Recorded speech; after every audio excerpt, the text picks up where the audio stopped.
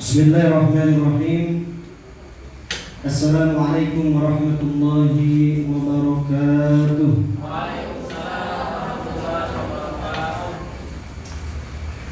Para Dewan Guru SDN Harapan Baru 2 yang saya muliakan, Ustaz Saifuddin yang sama-sama kita muliakan,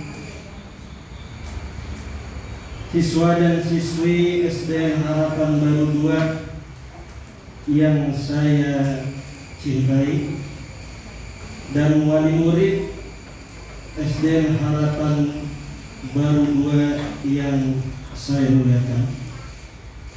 Sebelum nanti acara ini ditutup dengan doa, ini saya mohon izin, ada beberapa hal yang ingin saya sampaikan. Tadi sama-sama telah kita dengar, Masya Allah, apa yang telah disampaikan oleh Ustaz Saifuddin itu mudah-mudahan jadi satu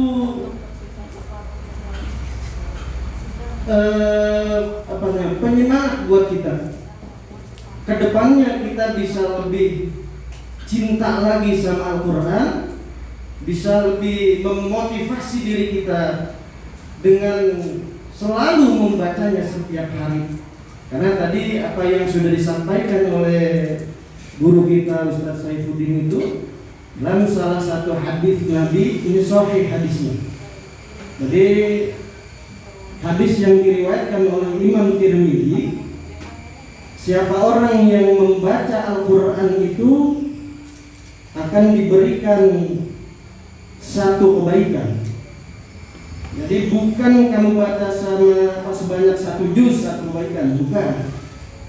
Bukan pula kamu baca sebanyak satu surat dan bisurat, juz'an bi juz'in, bukan juga.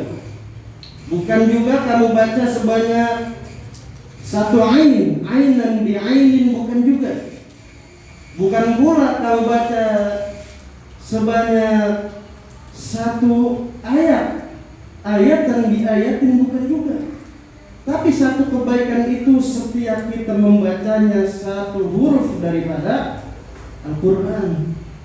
Belum cukup sampai di situ, Bu.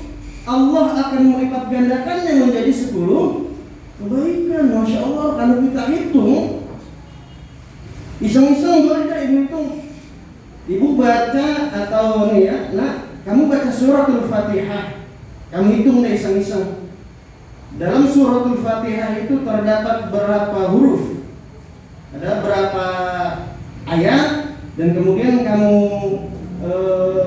ringkas lagi menjadi berapa huruf dalam suratul Fatihah. Kamu baca, kemudian kamu kalikan 10. Kamu hanya membaca suratul Fatihah saja, Masya Allah, berapa kebaikan yang kita dapat dari kita hanya membaca suratul Fatihah.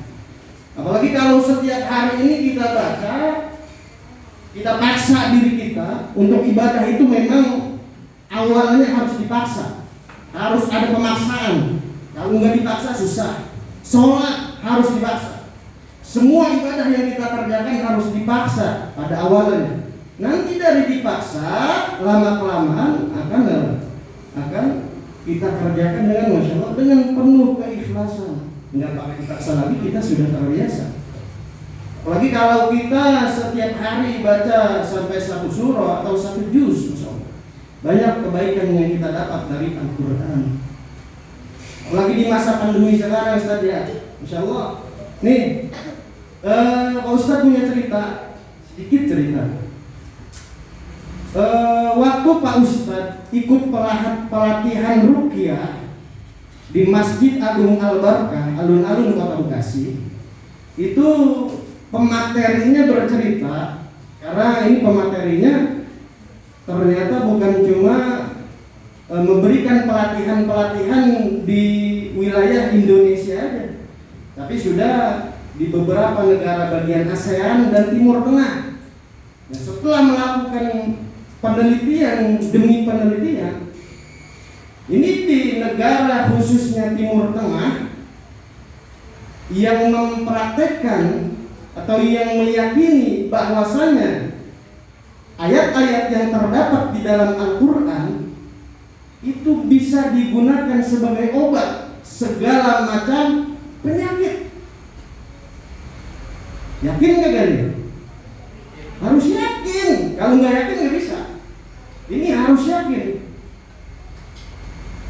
Ternyata setelah diteliti di rumah sakit sana, Bu, itu jarang ditemukan seperti di rumah sakit yang kondisinya seperti di Indonesia. Penuh semua rumah sakit itu, nggak ada yang kosong di Indonesia.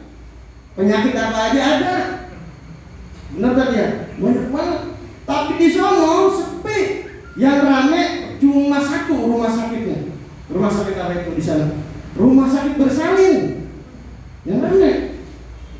Rumah sakit bersalin rame, tapi rumah sakit yang lain sepi. Karena mereka punya keyakinan di dalam Al-Quran itu. Allah Subhanahu wa ta'ala berfirman, "Wa nunazzilu minal Qur'an ma huwa shifaa'un wa rahmatun lil mu'minin." Jadi Allah turunkan Al-Quran itu sebagai apa? Sebagai obat bagi orang-orang yang warahmah, obat dan rahmat. Warahmatun lil mu'minin, bagi orang-orang yang beriman. Yang penting kan yakin. Ini boleh, Pak. Bisa jadi air obat. Ini bisa jadi air obat. Baca aja. Ibu yang penting yakin, baca Fatihah. Ibu tawasul Fatihah.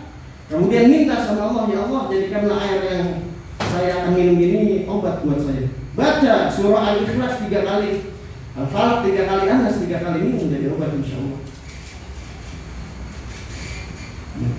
Itu berarti setelah saya beberapa kali mengikuti pelatihan ruqyah pun ternyata memang kita nggak perlu baca banyak ketika ngusir jin itu nggak banyak.